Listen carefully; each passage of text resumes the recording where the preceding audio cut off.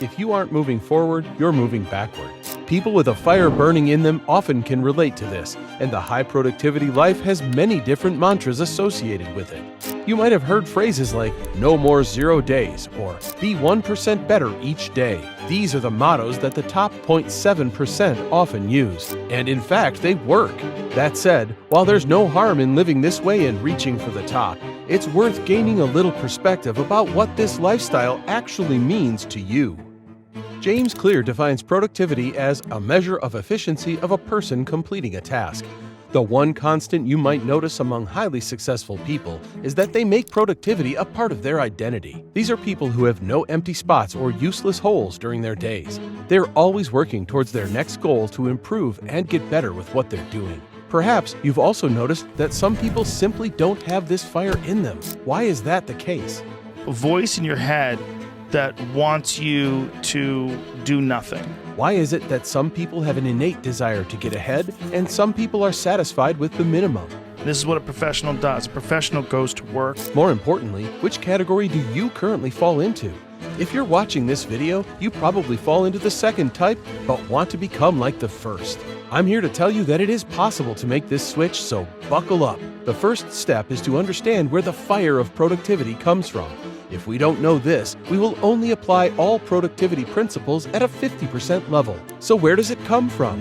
It comes from purpose, ambition, mission, or purpose.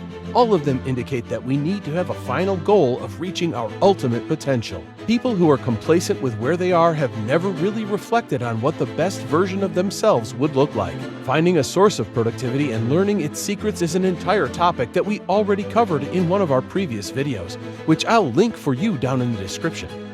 Regardless of how you think of how the world handled the COVID-19 pandemic, it's obvious that it taught us a few important lessons. We saw a boom in remote working, and people realized that going into an office every day wasn't as important as we were led to believe. Further, it was a challenge to stay productive when you were no longer in an office environment, but it was a skill worth investing in. Those who choose to work remotely today quickly realize that it takes a lot of personal responsibility to stay productive. Learning how to be your own manager is a skill that is worth developing.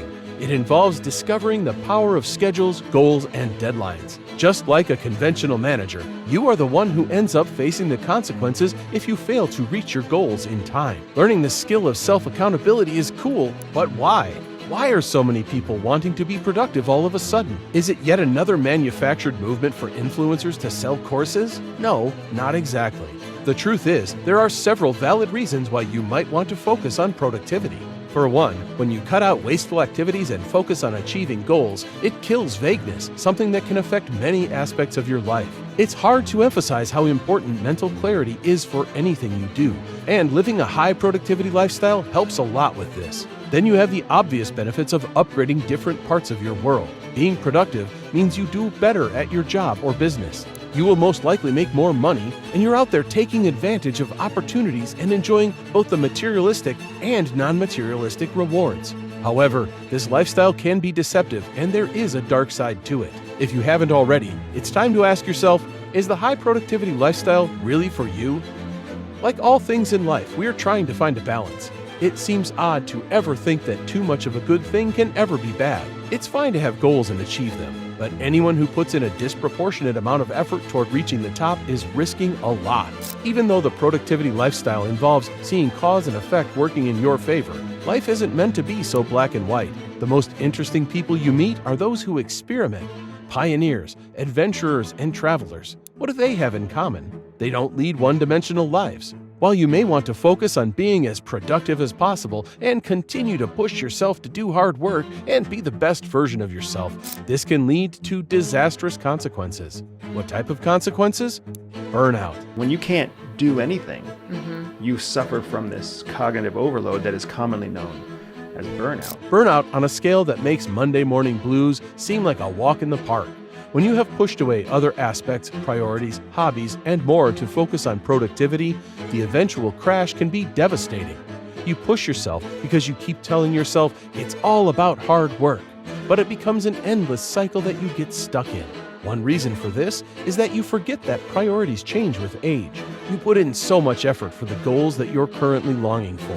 What happens when you reach an age and a point where you wonder, did I ignore my friends, family, relationships, and all the things that make life beautiful for something that doesn't matter as much anymore? It's like I had a lot of good things in my life. Like I had met my wife and, was building a family. I had, good things, but I was very detached from this career path that I had chosen as a lawyer, and I felt trapped, and I couldn't find an escape hatch. I didn't know how I would ever get out of it. You see this happen to so many people who join a big company straight out of college and work their way up the corporate ladder.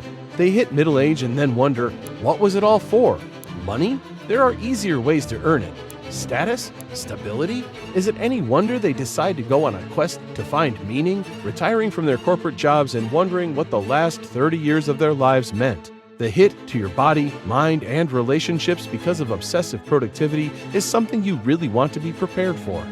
But how do you know if you're on this toxic path yourself? According to Natalie DiTillo, a clinical psychologist at Harvard Medical School, there are a few signs to look out for. You're on the go all the time. You feel guilt and shame about not doing enough. You equate your self-worth with your productivity level. You neglect self-care. You find it difficult to relax and unwind. For each of these symptoms, the solution involves becoming aware of the problem. The biggest issue with people who live in a state of toxic productivity is that they aren't able to recognize these symptoms. This is why anyone starting a high productivity lifestyle needs to start their journey by ensuring they have checks and balances. This means developing habits that ground you and offer increased self-reflection and awareness. A combination of regular mindfulness, meditation, journaling, and even talking with a trusted friend can make a world of difference. The key thing to remember is that the dark side of productivity can't be pushed away or ignored. When you're so focused on your goals, this becomes the way that many people deal with the negative consequences. Thankfully, it's relatively easy to keep your life on track. Try to keep your higher order goals in mind. When you do so, you avoid getting blindsided by the consequences. If you fear that your commitment to productivity is going to ruin relationships or cause you pain in some area, take steps to counter it. If you fail to do so, things might seem okay for a while, but it catches up to you. If you get hooked by this video and you want to get more insights about the lesser-known aspects of a high productivity lifestyle, then you might want to check out this video on the secrets no one tells you about monk mode.